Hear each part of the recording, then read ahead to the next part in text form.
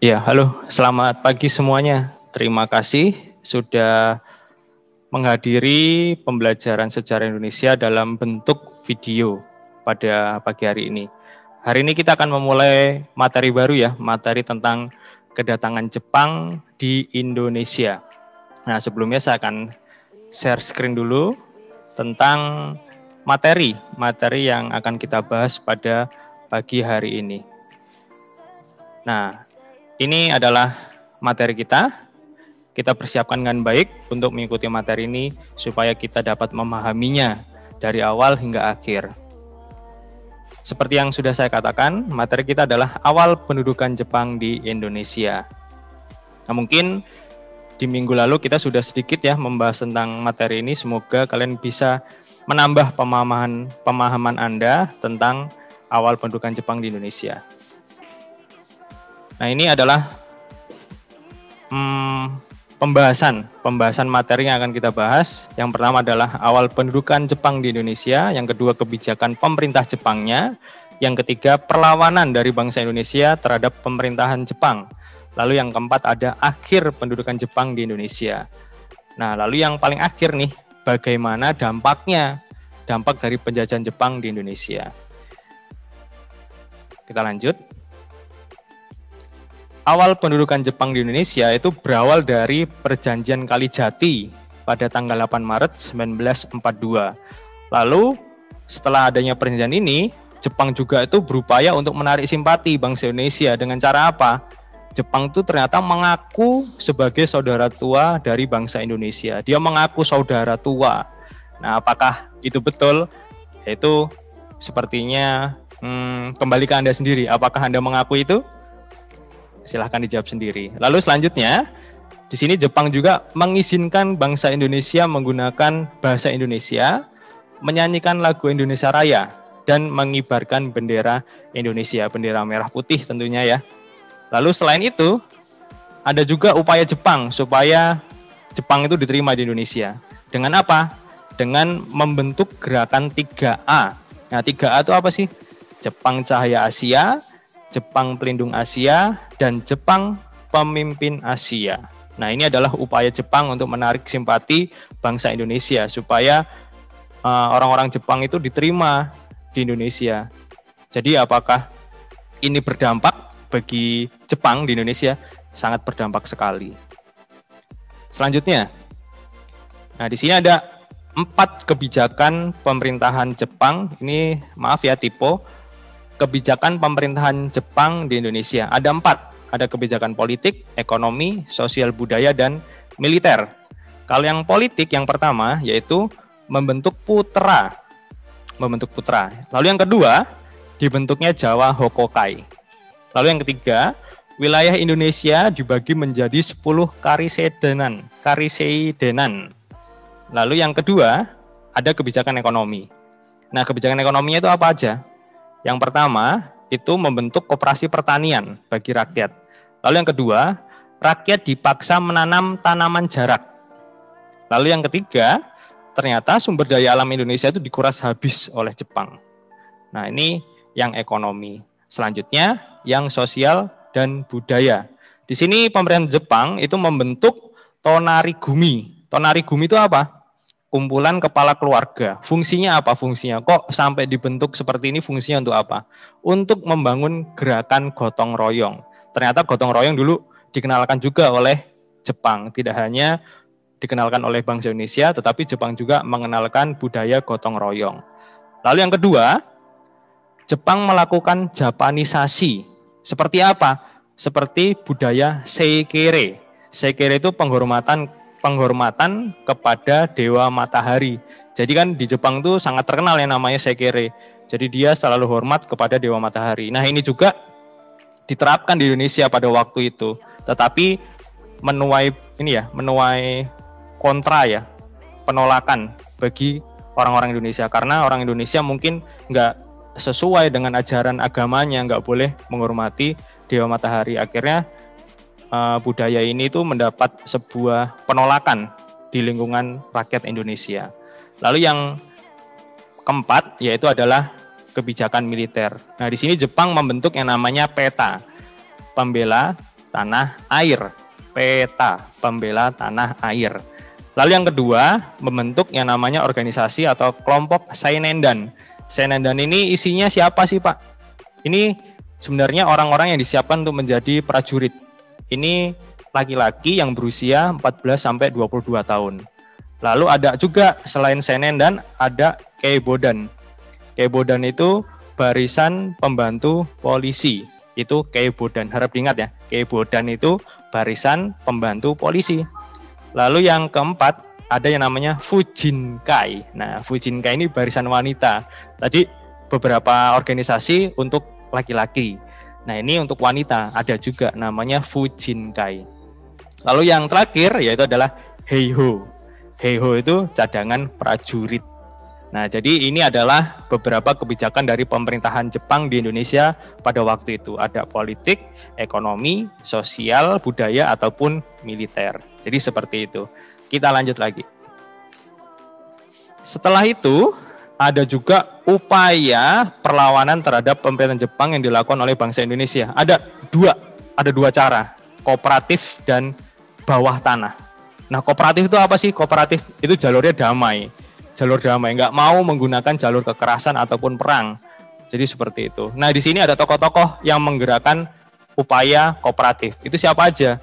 Insinyur Soekarno, Muhammad Hatta, Ki Hajar Dewantara, dan Mas Mansur. Nah, jadi di sini sebenarnya golongan tua ya. Kalau kita ketahui ketika Rengas Dengklok itu terjadi, ini adalah golongan-golongan tua yang kooperatif itu. Ada Soekarno, Hatta, Ki Hajar Dewantara, dan Mansur. Setelah itu ada yang namanya gerakan bawah tanah. Nah, di sini ada beberapa kelompok yang melakukan gerakan bawah tanah. Yang pertama adalah kelompok dari Soekarni, lalu kedua adalah kelompok Sultan Syahrir. Lalu yang ketiga ada kelompok Ahmad Subarjo, dan yang keempat adalah kelompok Pemuda Persatuan Mahasiswa. Nah, jadi perlu kita pahami di sini ada kelompok yang kooperatif dan bawah tanah.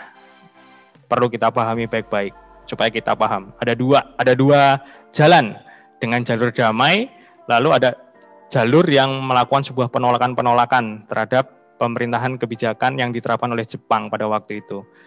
Kooperatif dan bawah tanah. Selanjutnya. Nah, di sini kita sudah memasuki akhir pendudukan Jepang di Indonesia. Nah, yang pertama itu ada peristiwa apa?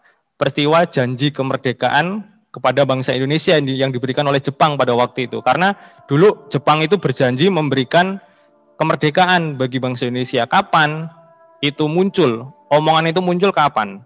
Nah, itu muncul pada tanggal 7 Agustus 1945. Suara itu muncul ketika 7 Agustus 1945. Lalu selanjutnya ada apa? Ada pembentukan BPUPKI. Nah, BPUPKI ini disahkan atau dibentuk pada tanggal 1 Maret 1945 dan diketuai oleh Dr. Rajiman Widyodiningrat. Dan wakilnya siapa? RP Suroso. Jadi BPUPKI sudah mulai dibentuk. Selanjutnya yaitu adalah pembentukan pembentukan PPKI. Tadi BPUPKI, akhirnya sekarang dibentuk juga PPKI, dan BPUPKI resmi ditutup pada waktu itu. Nah, kapan pembentukan PPKI itu? Dibentuk pada tanggal 7 Agustus 1945.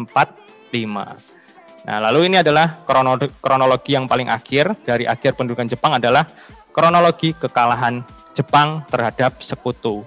Nah, kenapa Pak bisa kalah Jepangnya? Ya, dulu perlu kita ketahui pernah ada yang namanya bom Hiroshima Nagasaki yang menyebabkan Jepang akhirnya menyerah kepada sekutu. Lalu di sini ada gambarnya ya. Ada gambar penandatanganan dari Jepang terhadap sekutu bahwa Jepang mengaku kalah pada waktu itu terhadap sekutu. Nah, ini di sebelahnya juga ada peristiwa bom Hiroshima dan Nagasaki. Nah, ini gambarannya. Jika kalian ingin lebih tahu tentang bom itu, bisa kalian searching di YouTube. Ada banyak sumbernya. Nah, di sini setelah Jepang itu berakhir di Indonesia, ternyata pendudukan Jepang ini punya pengaruh atau dampaknya di Indonesia. Di sini ada dua dampak, bidang sosial budaya dan bidang militer. Nah, kalau kita melihat di bidang sosial budaya, mungkin ini nggak asing bagi kita yang pertama, poin pertama ini nggak asing. berkembangnya RT RW. Nah, ternyata RT RW itu dari Jepang. Nah, lalu yang kedua yaitu penggunaan bahasa Indonesia yang meluas. Karena pada waktu itu Jepang mengizinkan kita untuk ngomong pakai bahasa Indonesia. Beda sama kayak orang Belanda pada waktu itu, harus belajar bahasa Belanda. Tetapi ketika Jepang menjajah Indonesia, ternyata Jepang membebaskan kita untuk ngomong bahasa Indonesia. Silahkan, mangga, terserah. Lalu poin ketiga, membuat persatuan artis. Wah, persatuan artis saja dibuat loh oleh Jepang. Jadi mungkin kita berterima kasih karena hari ini juga banyak artis-artis Indonesia yang mungkin karirnya meningkat, melejit dan baik. Jadi seperti itu. Lalu poin keempat, membentuk lembaga kebudayaan. Mungkin ini di sini adalah diperuntukkan untuk budayawan ataupun seniman yang ada di Indonesia. Mungkin kayak siapa ya, Sujiwo Tejo. Jadi seperti itu. Jadi di sini dibentuk lembaga untuk mengembangkan kebudayaan di Indonesia. Lalu yang selanjutnya, diskriminasi pendidikan dihapus.